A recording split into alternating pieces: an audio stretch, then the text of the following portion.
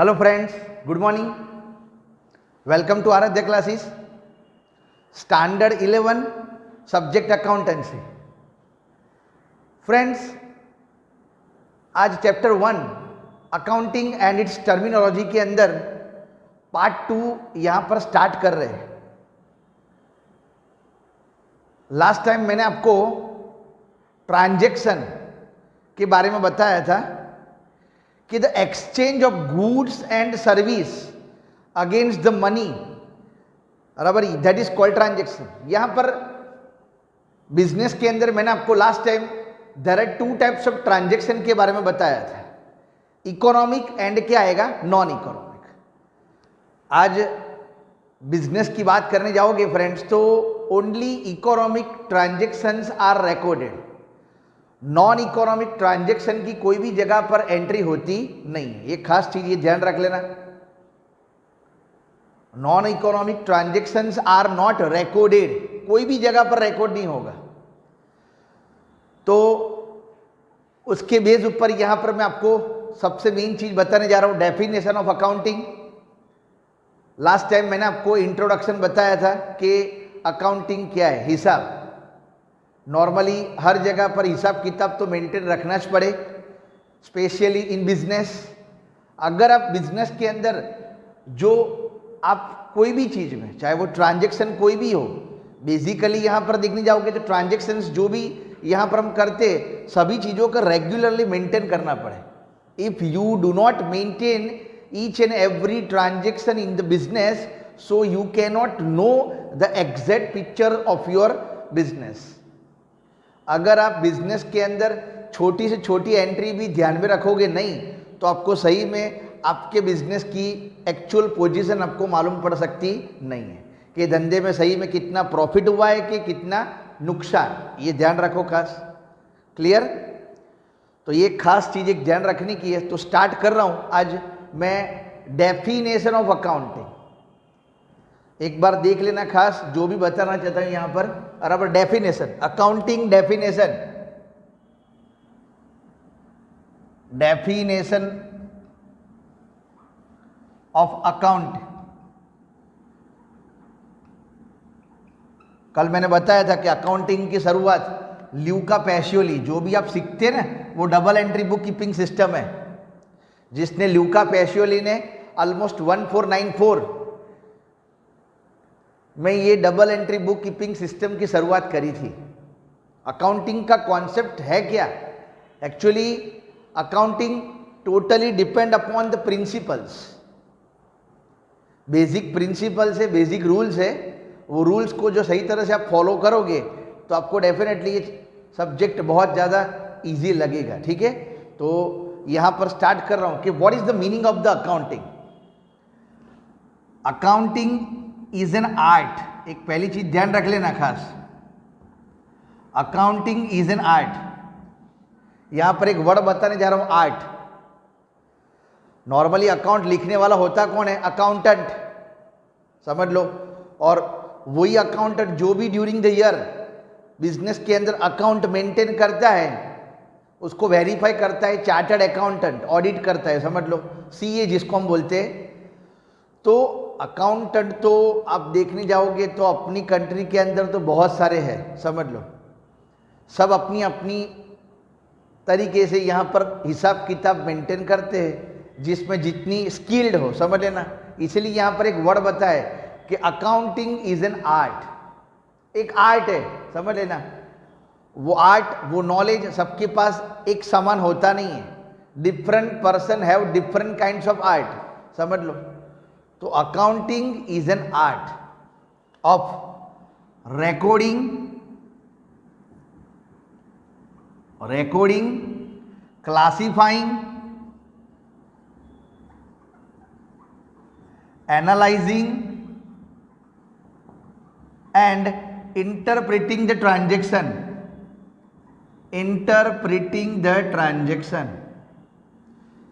बराबर. ये डेफिनेशन में लिख रहा हूं, खास ध्यान रख लेना. ऐसे तो American institute of certified public account, AICPA, क्या बोलना चाहते हो ध्यान रखना, AICPA, American institute certified public account, जिसने सबसे पहले ये अकाउंटिंग कॉन्सेप्ट की शुरुआत करी थी।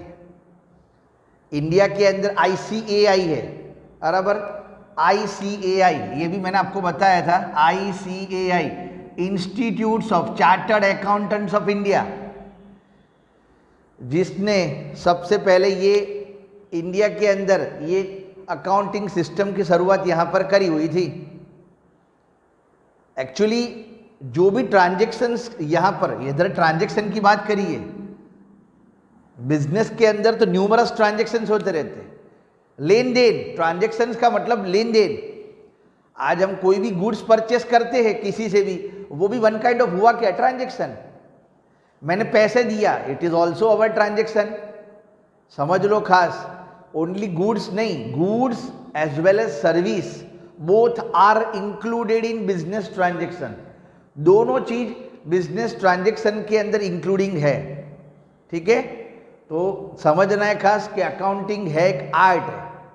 How to record the transactions, how to classification, how to analyse and how to interpret, ये सभी चीज का यहाँ पर मर्ज करोगे ना, तब जाके ये प्रॉपर अकाउंटिंग की डेफिनेशन यहाँ पर बनती है, ठीक है। मैं आपको A to Z क्लियर बता रहा हूँ, थोड़ा ध्यान रख लेना खास कि अकाउंटिंग यहाँ पर रिकॉर्ड क्यों बता, रिकॉर्ड।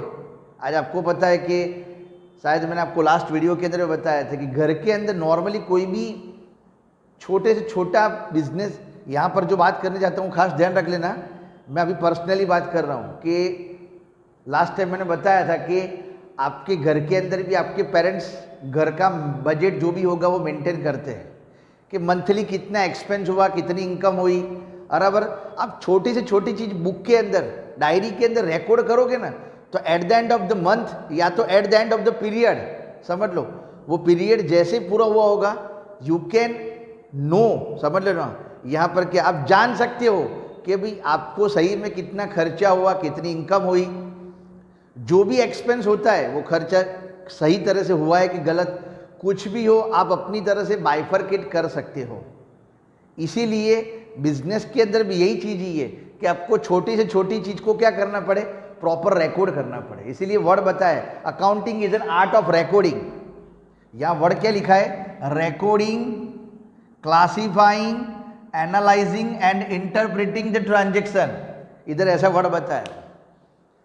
रिकॉर्ड करो छोटे से छोटा। एक्चुअली बिजनेस की बात करने जाओगे फ्रेंड्स, तो मैंने आपको लास्ट टाइम बताया था कि ट्रांजैक्शन की बात करो तो ट्रांजैक्शंस दो टाइप के होते रहते हैं, बताया था मैंने कल। एक इकोनॉमिक ट्रांजैक्शन और सेकंड नंबर आएगा, बताया था नॉन इकोनॉमिक। इकोनॉमिक और क्या आएगा, नॉन इकोनॉमिक। फ्रेंड्स ये जो इकोनॉमिक की बात कर रहा हूं, ओनली बिजनेस के अंदर इकोनॉमिक ट्रांजैक्शन रिकॉर्ड होता रहता है। नॉन इकोनॉमिक ट्रांजैक्शन कोई भी जगह पर रिकॉर्ड होता नहीं है, ठीक है। अब ये इकोनॉमिक की बात करो तो इकोनॉमिक के अंदर भी दो ट्रांजैक्शंस आते रहते हैं। First one is cash transaction, second one is क्या आएगा, क्रेडिट ट्रांजैक्शन। कैश और सेकंड नंबर क्या आएगा, क्रेडिट। कैश का मतलब पता ही होगा कि आज मार्केट में कोई भी गुड्स खरीदने जाते हो, बराबर, वो गुड्स का पेमेंट आप ऑन द स्पॉट करते हो, दैट इज वो कैश ट्रांजैक्शन हुआ। क्रेडिट मतलब क्या, उधार पर किसी से भी आप माल सामान खरीदते हो तो उसका मतलब वो क्रेडिट ट्रांजैक्शन हुआ। मैं जो बोल रहा हूँ बहुत समझ लेना अच्छी तरह यहाँ पर कि रीजन ये दोनों के बीच में यही है। रिकॉर्ड करने का मतलब क्या, in cash transaction the payment will be done immediately after getting the goods.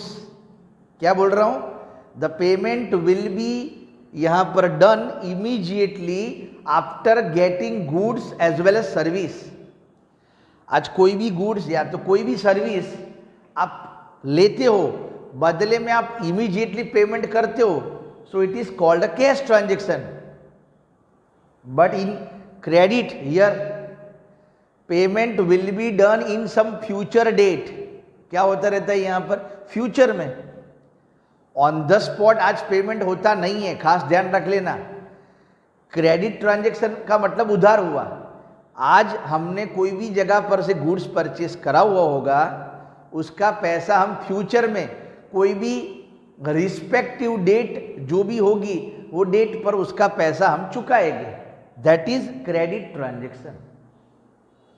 और आज बिजनेस में ये दोनों प्रकार के ट्रांजैक्शंस चलते ही है मार्केट में। इसमें क्या होगा, कैश ट्रांजैक्शन कब पॉसिबल है ये खास ध्यान रख लेना, और क्रेडिट ट्रांजैक्शन कब पॉसिबल है, जब डेटर, समझ लेना क्या बोल रहा हूं यहां पर, कस्टमर, डेटर का मतलब कस्टमर होता है, जब कस्टमर और ट्रेडर के बीच में एक रिलेशनशिप होता है तब जाके क्रेडिट ट्रांजैक्शन पॉसिबल है। क्या बोल रहा हूं, आज संबंध, आज सपोज मेरा रिलेशनशिप कोई पर्टिकुलर कोई कस्टमर के साथ है, वो कस्टमर को मैं सही तरह से जानता भी हूँ, तो वो कस्टमर को कोई भी गुड्स उधार पर मैं देना चाहता होगा तो मैं देता हूँ, समझ लेना। क्यों, क्योंकि उसको उधार पर कोई भी गुड्स प्रोवाइड करूँगा तो पैसा आज नहीं तो कल आ ही जाने वाला है, पेमेंट में कोई रिस्क रहेगा नहीं, इसीलिए क्रेडिट ट्रांजैक्शन पॉसिबल है। पर आज मैं किसी को सही में यहाँ पर जानता ही ना हूँ तो मैं उसके साथ कभी क्रेडिट ट्रांजैक्शन मेंटेन करूँगा नहीं। ऑन द स्पॉट पैसा मांगूंगा, भाई माल सामान लेना हो तो ले जा, अदरवाइज छोड़ दे। बराबर, पैसा पेमेंट 100% चाहिए तो आज मैं तेरे को गुड्स प्रोवाइड करूँगा। तो ये चीज़ इंपॉर्टेंट है, खास ये ध्यान रखना। डेफिनेशन के अंदर यही बताना चाहता हूँ कि अकाउंटिंग को यहाँ पर एक आर्ट है, रिकॉर्ड करना है, और रिकॉर्ड भी जैसे तैसे नहीं करना है, उसका प्रॉपर क्लासिफिकेशन होना चाहिए। एक्चुअली फ्रेंड्स, बिजनेस की बात करने जाओगे ना तो बिजनेस में इस तरह से 4 प्रकार के ट्रांजैक्शंस होते रहते हैं, देख लेना खास जो बोलना चाहता हूँ यहाँ पर। गुड्स जो भी होगा, फिर आएगा एक्सपेंस, फिर आएगा इनकम, और अब गुड्स के अंदर भी 2 चीज आवे, either we can purchase the goods or sells the goods. Either we can purchase the goods और क्या आएगा, सेल। तो ये परचेज, सेल्स, एक्सपेंस, खास ध्यान रखना, इनकम, फिर आएगा असेट्स एंड लायबिलिटी। ये 4 चीज होती रहती है, ये बेसिकली आपके दिमाग में होना चाहिए। Expense, income, assets and liability. बराबर, एक्सपेंस का मतलब खर्च होता है, इनकम मतलब पता है आपको आवक, असेट्स मतलब प्रॉपर्टी, समझ लेना, और लायबिलिटी मतलब अपनी रिस्पॉन्सिबिलिटी। किसी को भी पैसा चुकाने का बाकी हो, दैट इज उसको यहाँ पर लायबिलिटीज बोलते हैं। सब कुछ टर्मिनोलॉजी के अंदर आएगा, मैं आपको A to Z बताऊंगा, ठीक है। टोटल चैप्टर में 45 टर्मिनोलॉजी है, बराबर। तो मैं आपको 1 by 1 बताऊंगा बाद में। अभी फिलहाल ये डेफिनेशन आया इसीलिए आपको बताया कि क्लासिफिकेशन। बिजनेस के अंदर अब जो भी ट्रांजैक्शन को रिकॉर्ड करते हो तो रिकॉर्ड ऐसे नहीं करना है सभी मिक्स कर दो, ऐसा नहीं करना है, उसको सही तरह से क्लासीफाई करना है कि भाई कौन सा एक्सपेंस ट्रांजैक्शन है, कौन सा इनकम ट्रांजैक्शन है, कौन सा असेट्स ट्रांजैक्शन है, कौन सा लायबिलिटी वाला है। सभी चीज को पहले दिन से ही प्रॉपरली क्या करना पड़े, अलग अलग तरह से उसको क्लासिफिकेशन करना पड़े, ये ध्यान रखना। तो आज क्या होगा कि आप बुक में आपको खुद को पता चलेगी कि भाई एक्सपेंस एक मंथ के अंदर कितना हुआ, या तो ईयरली अपना एक्सपेंस कितना है, ईयरली इनकम कितनी है, वो सब चीज़ों की जानकारी सही तरह से आपको मिल सकती है। इसीलिए आपको छोटी से छोटी चीज को ध्यान में रखना पड़े। जो बोलना चाहता हूँ वो ध्यान रखना, ये इंपॉर्टेंट वर्ड बताया हुआ है, ठीक है। क्लासिफिकेशन, एनालाइजिंग, क्लासिफिकेशन का ये ध्यान रखना। जैसे मैं दूसरा एक एग्जांपल बता देता हूँ। मैंने महेश को गुड्स बेचा, नरेश को भी गुड्स बेचा, रमेश को भी गुड्स बेचा, गणेश को भी गुड्स बेचा, फिर कोई दूसरा मयूर करके। तो मेरे बिजनेस के अंदर नंबर ऑफ कस्टमर्स है, समझ लेना। तो सभी कस्टमर को मैं जो गुड्स उधार पर देता हूँ, पार्टली पेमेंट आता है, तो ये सब चीज़ें मैं एक जगह पर एक बुक के अंदर एक ज अकाउंट के अंदर मेंटेन करूँगा तो क्या होगा, at the end of the period time पूरा हुआ होगा ना, तो we cannot know the actual amount received by each and every customer. मेरे को खुद को पता नहीं चलेगा कि भाई मैंने कौन से कस्टमर को कितना माल सामान दिया, उससे कितना पेमेंट आया, अभी स्टिल कितना पेमेंट बाकी है, वो सब चीज़ों की जानकारी मेरे को नहीं मिलेगी। इसीलिए we should have to separate each and every customers accounts. हमको क्या करना पड़े, सभी कस्टमर का सेपरेटली अकाउंट मेंटेन करना पड़े। तो क्या होगा कि जब भी कोई भी कस्टमर अपने पास आवे तो उसको मैं इमीडिएटली उसका अकाउंट शो कर सकता हूँ कि भाई मैंने आपको इतना गुड्स बेचा है, रिस्पेक्टिव डेट पर आपका इतना पेमेंट आया हुआ है, और अभी स्टिल एज ऑन डेट आज की तारीख में आपका इतना पैसा बाकी है। इसीलिए ये क्लासिफिकेशन करना बहुत जरूरी है, ठीक है, ध्यान रखना। फिर analysing and interpreting. Analysing and interpreting का मतलब क्या होगा कि आप जो भी कस्टमर को गुड्स प्रोवाइड करते हो तो गुड्स की डिटेल भी मेंशन करो कि भी क्या चीज़ हमने प्रोवाइड करी है, समझ लेना। उसका मेजरमेंट भी अंदर मेंशन करो वो बुक के अंदर कि जहाँ पर आप हर चीज़ रिकॉर्ड करते हो। सो क्या होगा, इन फ्यूचर कोई भी डिस्प्यूट्स अराइज होवे between two persons, so we can solve it easily by analyzing and interpreting the transaction। खास ध्यान रख लेना, एनालाइजिंग इसीलिए करना पड़ता रहता है कि जो भी ट्रांजैक्शन भले कुछ भी हो, पर वो सब चीज़ों को क्या करें, अच्छी तरह इंटरप्रेट करो, अंदर लिखो प्रॉपर। समझ लो बेसिकली कि आज क्या होता रहता है, कल क्या हम जनरली खाते ना वो भी याद रहता नहीं, समझ लो बराबर। तो ये तो बिजनेस ट्रांजैक्शन न्यूमरस होते रहते हैं, इसलिए छोटी से छोटी चीज़ को दोनों पर्सन को ध्यान में रहना चाहिए, बराबर। मैं जो बताना चाहता हूँ खास ध्यान रख। इसीलिए एनालाइजिंग एंड इंटरप्रेट करो, प्रॉपर इंटरप्रेट करो, अंदर लिखो हर चीज़ कि भाई ये तारीख को ये इंसान 100 kg वीट लेके गया, 50 kg राइस लेके गया, 30 kg तुवेर दाल लेके गया, एक 10 लीटर वो ऑयल लेके गया। तो ये सब चीज़ें से क्या होगा कि इन फ्यूचर जब वो पेमेंट करने आता होगा ना, तब क्या होगा कि कोई अगर उसको कोई क्वेश्चन हुआ कि भाई मेरे ये 10,000 बाकी है, तो 10,000 किसके बाकी है, प्लीज़ एक्सप्लेन मी, बराबर।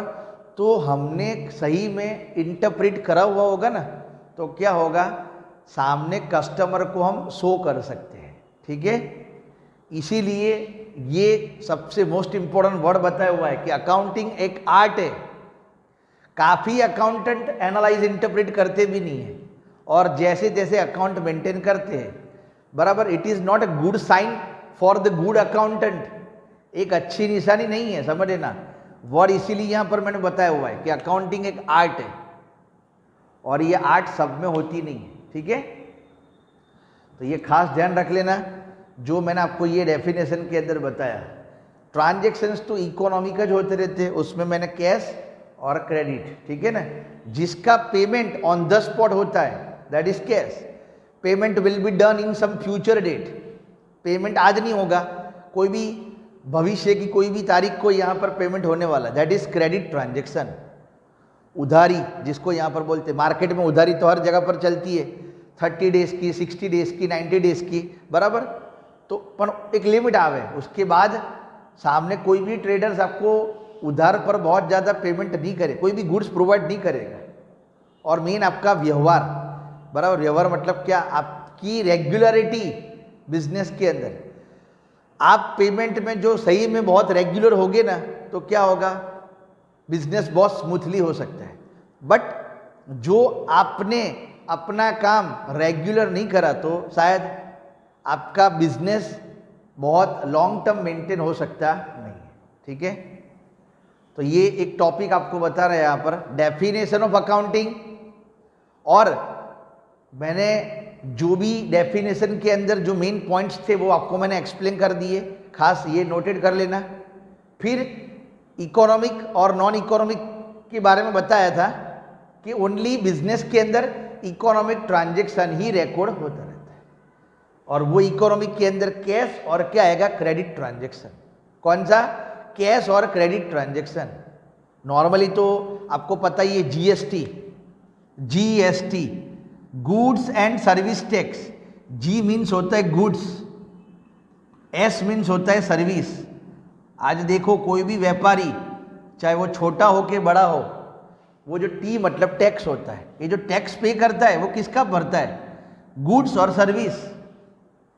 गुड्स और सर्विस का वो टैक्स भरता है। इसीलिए दो ही चीज होती रहती है कि जो अपने को ध्यान में रखने की है, गुड्स, बराबर।